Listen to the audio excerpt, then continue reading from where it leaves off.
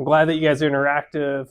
And yeah, talking about the IRS, talking about scams, it's so interesting. Has anybody been to Alcatraz? Especially at this time of the year, the IRS has a lot of commercials and ads about, hey, we got Al Capone, we can get you too, type of thing. The IRS Dirty Dozen, we want to stop overpaying taxes using smart strategies, using AI. AI is changing the world for tax prep and planning and avoid IRS red flags and audits.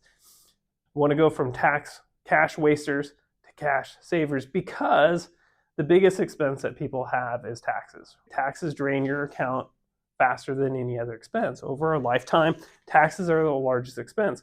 And people are like, oh, taxes, that's so boring. Well, not according to the wealthy people.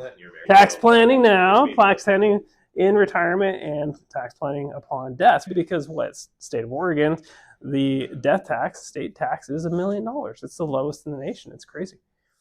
I want to put cash back in people's pockets, allowing them to maintain control, to do what they want, when they want, and how they want. That's the definition of financial independence. If we can legally, ethically, morally reduce taxes.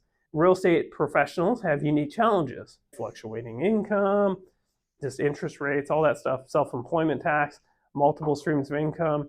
Some people are renting, some people are doing advisory, some people are selling, whatever, record keeping. So how do we reduce the burden of record keeping? I always like to ask the question, are you happy with the amount of taxes that you paid last year? Are you sure that you're paying the lowest amount of tax possible? Is your advisor giving you all the legal, ethical, moral deductions allowed? So most people say no. And why is that? Anybody have ideas of why your advisor might not be giving you all the advice? The IRS is watching you. Often they know more about people than most people know about themselves. When I was an auditor at the IRS, I would look at their transcripts. I'd be like, hey, I see this, I see that. What about this? And they're like, oh, I don't remember. I don't know. And it kind of felt like when I was auditing some people, not everybody, of course, they were like a third grader out playing t-ball out in left field and the ball's never going to hit them. They were looking at the planes going by and the daisies. With red flags, we want to, common issues including overstating vehicle expense, home office, basically red flags. What is a red flag? It's a large, unusual, questionable item. If there was something on the wall, a sentence or whatever, and there's like a period and it makes sense. But if there was just a dot and a period alone, but nothing else, that would be odd. That's what, to me, a red flag is. The oddities, these large, unusual, questionable, and we'll talk more about that. Number 2 is detailed analysis. Devil's in the details. It's all about the details. Doing your due diligence, looking at, does this make sense? Does this pass the snuff test, the smell test, the spidey senses, or whatever you call it? Then behavioral tracking. Systematic monitoring of patterns repeating for filing errors. I think with AI, we're going to be seeing more behavioral analysis. Some of the IRS red flags, large, unusual, questionable, LUQs, some of the things that we deal with as real estate professionals, passive activity loss limitation. That's a very complicated code section. We have to be careful. Sometimes people want to be active or real estate professionals. Let me back up a step before I say that. I should have said there's a difference between information that is accurate versus relevant. Because this information I might be giving to you might be accurate to you, but is it relevant to you? Does it make sense in your situation? Every situation is a little bit different. So some people want maybe to be a real estate professional and other people don't, just depending upon the facts and circumstances. What do you want to do with the money? That's where we have to start. We have to start with the end in mind, as Dr. Stephen Covey talked about. Where do we start? We start with the end in mind and we work backwards. So if we don't have a clear picture of where we're going to go, we'll never get there. So we have to clarify goals, objectives. This is kind of like when you guys sell a house. You're not selling a house, you're selling a home. You're selling a future with your kids and family and stuff. Where is it going to be? What do you want this house to be? And then you sell the dream, sell the vision, sell the emotion. Then passive versus active income, self-employment, we talked about that. Sometimes people want to be passive. Sometimes they want to be active. It just depends. Real estate professional status, the reps, and relying upon AI is not a penalty excuse. A lot of times I'm hearing people say, well, I just put it in there and AI kicked out this thing. That seems good enough. I'll just go with it, right? Have you ever asked AI a challenge question? For instance, like, AI, give me all the states in the United States with the letter M in it. And it comes back and most likely it's going to be wrong. And you're like, you're wrong. It's, oh, sorry. Oh, sorry. Oh, sorry. I think there's a too much reliance upon AI without fact checking. IRS penalties relief, relying upon AI. AI doesn't qualify as a reasonable cause. And then misunderstanding of tax laws isn't a forgivable thing. We can't say, well, I just relied upon this and this is why and how, and this is a citation, because it just hallucinates. AI hallucinates. Any questions, thoughts about that so far? No. I'm going kind of fast. You guys can download these slides if you want them later. There's a QR code and we can email them if you want. Common audit triggers for real estate professionals. Unreported income. I recommend pulling IRS transcripts each year and just double checking what does IRS have on file and knowing what they have so that you can take and correct that sooner than later before you get a CP 2000 notice. For instance, a CP 2000 notice is a notice that the IRS says, hey, we see that you filed this, but we have this reported and here's a bill. Or an assumptive notice. Hey, we think that you should have reported this and you didn't, and here's a notice. Another trigger is home office. Sometimes people use excessive or improper calculations. They either take all of the property or they take none of it. Depreciation, for instance, you have to take and allocate out the land from the improvement. Depreciation is, for a home office, 39 years, for instance. The depreciation booklet is thick. It's a few hundred pages, and they talk about oil and gas rigs, and they talk about sheep and cows and pigs and just all types of stuff, right? It just covers the gamut. And the depreciation schedules is very detailed. There's a few items for real estate, commercial, and which includes home office is 39 years, and residential rental, when people live there, is 27 and a half years. So we have to depreciate that. But we just depreciate and take over the useful life, the 27 and a half years or 39 years, the value of the improvements, and we subtract out the land. And a lot of times people just depreciate the whole thing and they're like, well, I bought the thing for $300,000 or I inherited it, but they don't realize a third of it maybe is allocated towards the land. So they don't take that out, or they don't put it on the depreciation schedule at all, and they don't deduct it. But then when you sell it, depreciation is one of those things where it's allowed or allowable. And times people have to recapture that depreciation as if they took it. And so they don't get a benefit, and then they sell the property and they're having to pay tax on a deduction that they didn't get. Vehicle expense. Sometimes mileage, I know with realtors, mileage is one of the biggest expense that people have. It becomes a large and usual questionable. How do we document that? Using programs like MileIQ, I always recommend attaching. You can attach it with the tax return. You can put it with the tax return. Say, here's my biggest expenses, here's a note. I'm constantly attaching documents. Now, will the IRS look at it? Maybe, maybe not, but I've done my due diligence and I've been proactive to say, especially with stock trades or crypto or whatever. Mileage was one of the things that realtors didn't claim enough of, but that's one of the things they don't make enough of.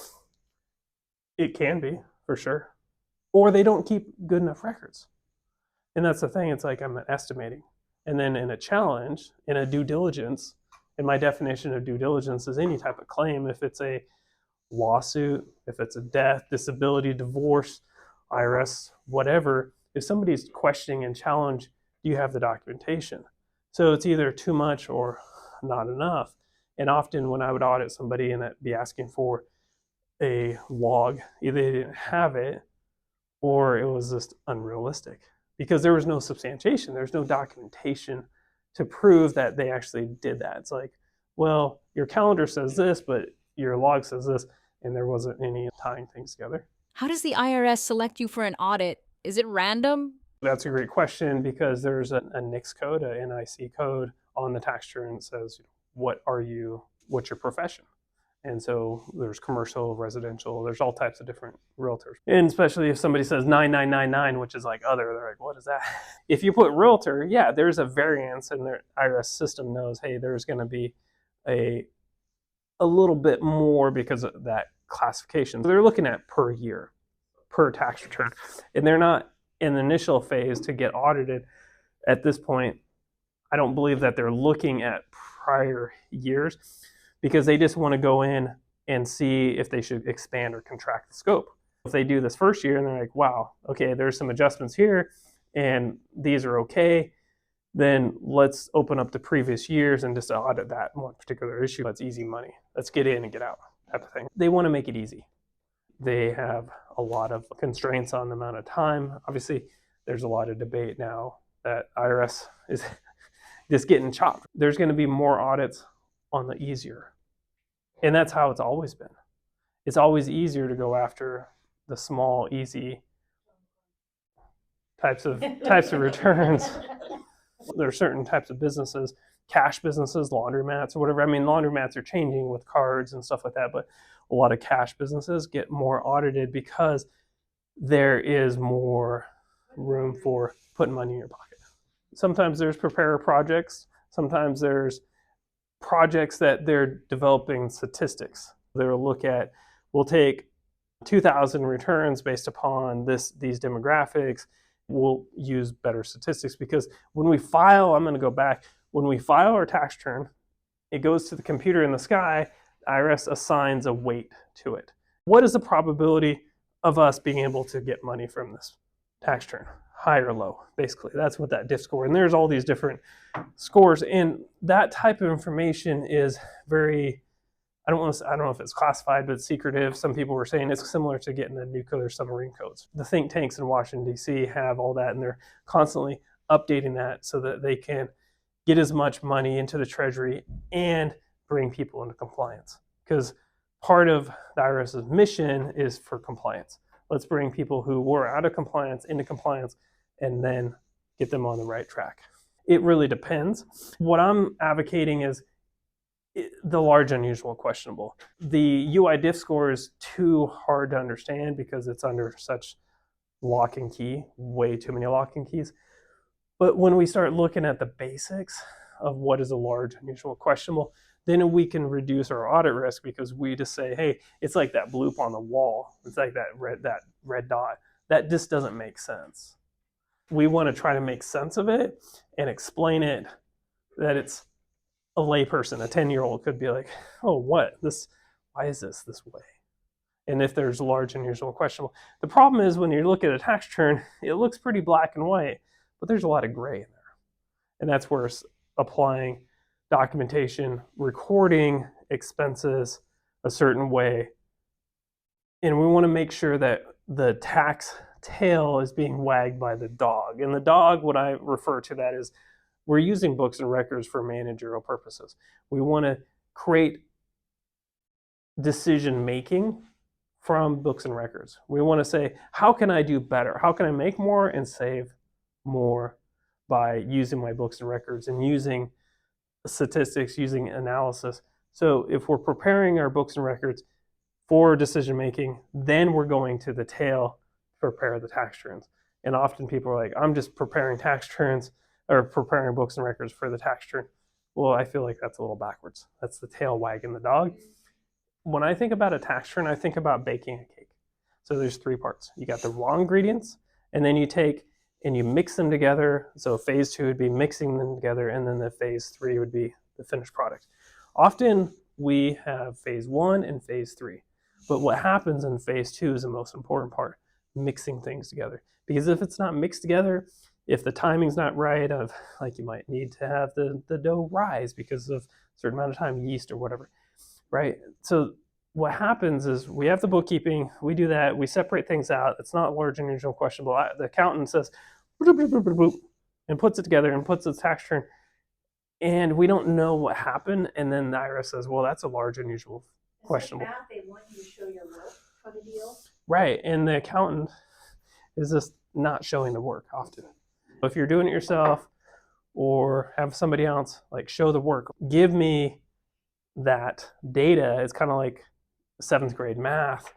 I've got middle schoolers. Somebody might get the question wrong, but they showed their work and they get partial credit. So where is that detail?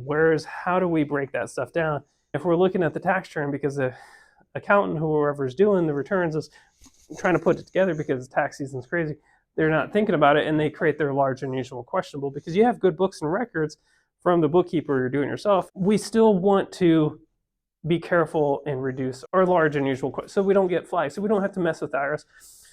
The next argument is, well, the IRS is getting chainsawed. There's nobody there to audit. AI is going to be auditing.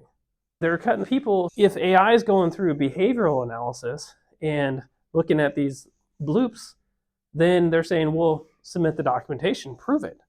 Because unless you can prove it, you lose it. You got to have the receipts. And it kills me because a lot of accountants are saying, well, you don't need to keep receipts. Just keep bank statements and credit card statements. That's what I was told too. I No. still keep receipts, but I have been told a couple times you don't need your bank statements to work. They don't. But I still keep receipts. Now, if you have under $75, then you can keep a receipt. But you still have to have a log. You still have to have everything that's on the receipt. Just keep the receipt. Does credit cards work in lieu of receipts? So you go to Amazon, Target, Break it down. right, Target got Costco. bullshit and said it was for real estate. Okay. Somebody might have cat food, dog food, diapers, whatever it is.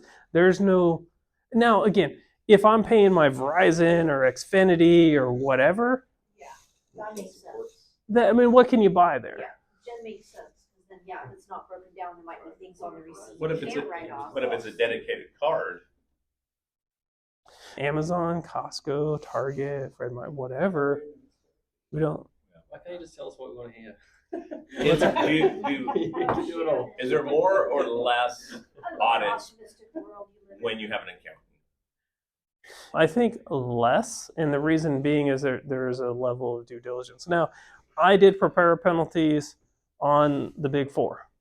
I did prepare penalties on 1 or 2 person little accountant firms. Everybody makes mistakes. Oh, I forgot to check that box. Well, as a material event, it costs the client $25,000 or whatever. There was a $5,000 preparer penalty because they didn't do their due diligence. They didn't go through that checkbox. But what I would see more often than not when somebody does their own returns is that because it is so complicated, that they would answer the question this way, and then there'd be another question, and it'd be like, okay, interest, for instance. So I'd see an interest statement like, hey, some people might have like renting a room out of the house or something. Hey, did you have interest on your home? Yes. Okay. And then did you have a rental property? Did you have a Schedule C? Yes. 3 or 4 different times the interest statement. And people are like, oh, I think it's just asking me to verify it, basically. And I'd see that when I was an auditor, that same expense, 3 or 4 different places. I was like, slam dunk, this is easy. It started asking 2 or 3 questions. And then it's like, well, was there any other interest? No, blah, blah, blah. No, all these questions. And then I was like, okay, that was easy. Then I would look at the other 2 or 3 years and say, well, this seems to be a pattern. Is that correct? Yes. Great. Open, close. I was done. I looked good to my manager because I was opening and closing cases quickly and had the least amount of time on maximum amount of exposure and touching clients. It wasn't necessarily about the dollars, about just opening and closing, just touching people, compliance, bringing people in. They can only go about 3 years, right? From 7, I heard. it just depends upon if there's the statute of limitation. From a normal statute is 3 years, but if you didn't file, what if you filed 4 or 5 years at one time? Then you got to open statute. People are very charitable. They want to give. You look at Little League, gyms, or whatever, schools and different insurance companies. Well, people aren't giving for their school necessarily directly for their kids' stuff. They're giving as a marketing, advertising. We want to be careful, again, if our marketing gets too big, it could be large, unusual, questionable. But then that's where it's like we have different categories. I'm just looking at a thesaurus saying, well, what's some synonyms? Advertising, promotion. Sponsoring a baseball team is marketing, right? Because you're branding. If you brand your name on their uniforms. Yes. Okay. Yep. You just want to have the documentation, the receipts. Yeah. So if AI or a human comes and looks at that, then you got it documented. So keep the receipts. Receipts.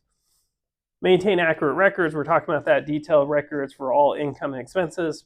Pulling those transcripts, looking at what does IRS have on file. Sometimes mistakes happen. Sometimes 1099s come in and it's wrong. There's an extra 0 or whatever is in there and it's wrong. File on time. This is a big debate right now because people are like, shoot, the IRS isn't going to be around. Trump wants to kill the Internal Revenue Service and just have an external service. Well, income tax makes up for individuals and businesses about 37% of the national budget. So last year they brought in $5.8 trillion total. And so 30% of that is income tax, but then we have Social Security, we have Medicare, we have excise tax, we have tax on alcohol, a road tax. There's a ton of excise taxes. The most interesting is like on fly fishing flies, there's an excise tax on that. Really crazy. There's tons and tons and tons of tax on that. Often we don't see it because it's paid by the business owner. There's all types of different excise taxes. I mean, you look at our cell phones, we have all types of taxes when we start looking at them. It's crazy. If they get rid of the Internal Revenue Service, there's still going to be 60-some% that is still collected for Social Security, as well as the tax return is a welfare system.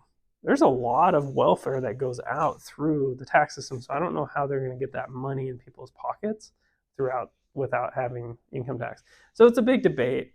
Who knows what's going to happen, whatever. But a lot of times people are like, well, I'm not going to file because I don't think we're going to have to owe. Well, what happens when these automated reports go out and say, well, we have this 1099 and you didn't file, and there's late penalties and interest, and that adds up because there's failure to file penalties, there's failure to pay penalties. So if people owe, it's better to file and avoid the failure to file penalty and just endure and eat the failure to pay penalty. Because the failure to file could be 25. Extension to file, not extension to pay. Okay, right. So the question is, you got an extension for 6 months, that's October 15th. 2 years go by, oh, I forgot. The forgotten taxes. People are like, I don't want to talk about the delinquent tax returns. That makes me feel bad. So we call them forgotten. Look at your transcripts. I'm saying you can file now, but just go into your transcripts, pull those. They typically come out around June. I was just in my transcripts yesterday. I saw some of the reports come in, not all of them. So it just kind of depends. It takes a little bit of time. I think more modernized systems, I mean, their systems are just so archaic and they don't have the funding. So double check deductions, verify again that secret sauce of going from phase one, the raw ingredients, to the tax return, making sure that everything's mixed correctly and having that ledger. It's kind of like writing a paper for college. You want to edit that thing, just or AI. You want to make sure that it's accurate. And then stay current as much as you can with what you're paying and why and how and all that stuff. It's better if you catch that, or if you're like, hey, that 1099 was wrong, I'm going to contact that person or company that issued it and get it corrected, because that doesn't seem right. It's better if you correct it, and instead of getting a surprise notice 2 years later, like, oh, what the heck, where did that come from? The whole 1099 thing and the whole issuing 1099s was a result of reducing the tax gap, because some statisticians said this is how much, if everybody paid their taxes, this is how much they'd have in the treasury, this is how much we have now, the gap is the difference.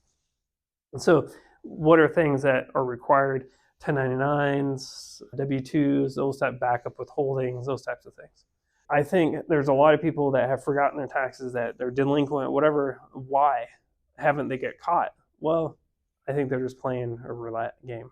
Some do, some don't. It just depends upon the materiality.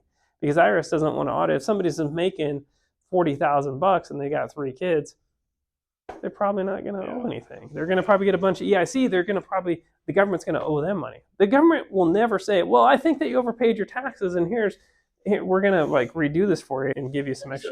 Now, if somebody sold their property for $3 million and they got a 1099-S for $3 million, IRS is going to be on that because that's material. This is now a mechanism of how to do that. So deduct, deduct, deduct. I had this old saying when I was an IRS auditor, if in doubt, deduct. Now I'm saying if you can't prove it, you lose it. I'll give you these slides. At the end, there will be a QR code you can download. These are some options of different companies and different platforms. I like Zoho a lot, MileIQ, Divvy, Expensify. These are ways of tracking expenses.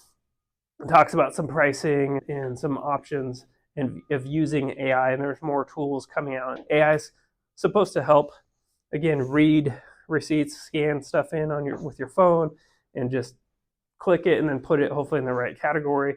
I think it's more important to have the receipt than not have the receipt. And if it goes in the wrong category, it depends upon materiality, how big of that receipt is. But I think just keeping it is going to be more important than having it electronically. When the IRS audit comes from the AI and they say, prove it, we think that it should be 0 and you've deducted 10,000, then prove it. Keeping good documentation. And so as far as knowing what to deduct and how to deduct it, so it's basically, and I don't think I have a slide for this, it talks about that the tax code says it's got to be ordinary and necessary for production, collection, and preservation of income. Ordinary and necessary for production, collection, and preservation of income. What is ordinary and necessary for your particular business? You have a lot of meetings, you're out networking a lot, talking to people. If you think that it's ordinary and necessary for your business, but you've got to prove it. So how do you prove it? That's where having a business card versus a personal card and keeping things business and personal separate. But distinguishing between personal and business, writing things off. The main takeaway that I want you guys to have is, and it's like, what can you write off? Well, really anything that would be business if you could justify it.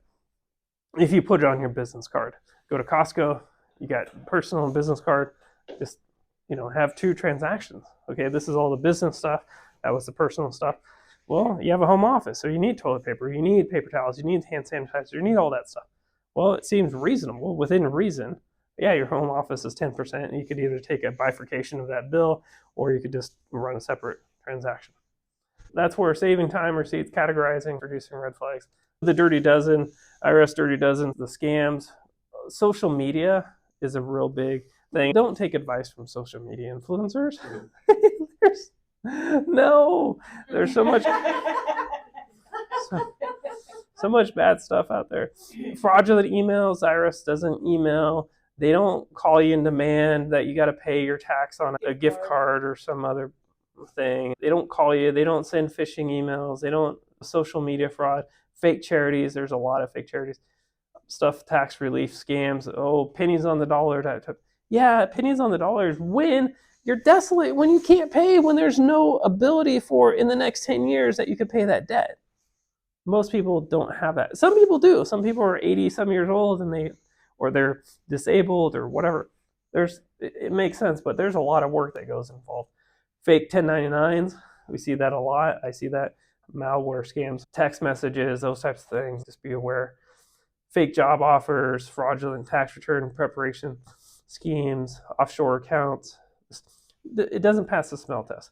This is what I was wanting to get to was, how do you get to the IRS to get your IRS security pin? Has anybody got their IRS security pin? Okay. Great. With the IRS security pin, I always recommend also, number 1, the freezing of credit, having multi-factor authentication, monitor your credit and transcripts, and educate yourself. That's what we're doing here. I have a website, selfless plug. I created mytaxsecrets.com. It's an educational course to help people to go deeper with this type of stuff. How long does your credit get frozen for? So you can freeze and unfreeze it. So whenever you want to unfreeze it. Okay. And then when would you want to unfreeze it? When you want to buy something. Okay. And you can so when you're happy at your current credit score, you should freeze it. And then whenever you want to go apply for a loan, you unfreeze it. Or you can do it for an amount of time, or you can get a code for that particular vendor. This is a walkthrough of 5 steps of how to do it. And then go into irs.gov. Always type in irs.gov directly. Don't go to some website. It's so simple. Then, so you go in, you type the PIN up here, and then it gives you another. Get a protection ID PIN. You have to sign up with IRS with ID.me. It's a third-party app. It's a pain the first time to do it, but once you do it, then you always have it. They'll send you a text code. But once you've signed up and gone through it, put in your email, password, text, and then you log in. And so this is a redacted, sanitized, whatever, just what it looks like once you're in there. And then I was just in it yesterday, actually, was trying to help a client. And so when you go, if you don't remember what your PIN number is, you got to go up to your profile, and it'll show you what your PIN is for that particular year. The 2025 year, you need to get it each year. The theory is that the IRS will release the PIN numbers around the 10th of January. then they'll allow e-filing around the 20th. You want to get a PIN number because it stops fraudulent tax returns from being filed. So if you have this stop and this PIN number and somebody files on your behalf fraudulently and it goes in, say they can get it set up anytime in early January, but then the IRS again opens up the gates to e-file around the 20th, and if you already have that PIN number, it will stop it. Or amended returns or whatever. You got to get this each and every year. This is being proactive. It's similar to freezing your credit. Also, highly recommend helping elderly people with this because there's so much elder scams and stuff like that. If you have parents or know people, please help them get this set up. And then changing subjects, protecting your financial accounts, multi-factor, using strong passwords, using password management programs. I use Zoho Vault. I love that. There's one login, LastPass. There's a bunch of different ones out there. Vet it, obviously. But having a multi-factor authentication program to help you keep things secure is key. This has taken away some takeaways to identify some of the IRS dirty dozens, discover common mistakes of using AI tools, and stay off the IRS radar. I think if something pops in your head, say this should be business, write it off on a business card or an account, and then take a photo of it and keep it electronically, and that's your backup. Because it's got to be ordinary and necessary for production, collection, preservation of income. You're using it for whatever. It's a business purpose. Now the IRS could say, well, no, prove it. And you're like, well, I have the receipts. I use this for business. I blah, blah, blah, blah. I think people aren't aggressive enough and they're not keeping enough receipts. It's not a matter of like having a red flag. It's a matter of like, can I verify it? Can I prove it? Can I get rid of receipts from 7 years ago? Yes. Unless it's for an improvement on a property that you gotta. Yeah, unless it's a capital improvement on a property. I'm horrible at keeping records. Please change. Okay? Oh, trust me. This stuff is important, and I get it, and I kind of feel like it's kind of smaller stuff. The bigger items are when we sell property. So people do the 1031 exchanges, but what happens when 1031 exchange fails? Because 40 to 60% of 1031s fail. What? 40 to 60%. Because you have 45 days to identify the property and 180 days to actually make that transaction. It has to be trading for like-kind property or up, or if you get like something else involved, like a business or whatever. So that becomes taxable and you can't do that trade, especially the bigger properties. You got a $20 million sale, trying to identify in 45 days another $25 million or whatever going up is hard. A lot of times people are like, this is nuts. There's Internal Revenue Code that's been around for 52 years. It's called a 453 and it's Deferred Sales Trust. That's what I get really geeked out about because you can do a 1031 underneath that and just do part of it. Maybe you're like, I got this 20 unit plex or 500 doors and I want to just do 5 doors. But then I'm going to take this gain over time, usually a 10-year payout, transferring ownership to a trust. And now the trust is making that sale and that trust is paying me back interest. And I'm taking distributions instead of getting hit with a tsunami of tax right now. Boom, I'm paying that over time, as well as I can reinvest it in other things. Invest it in property, crypto.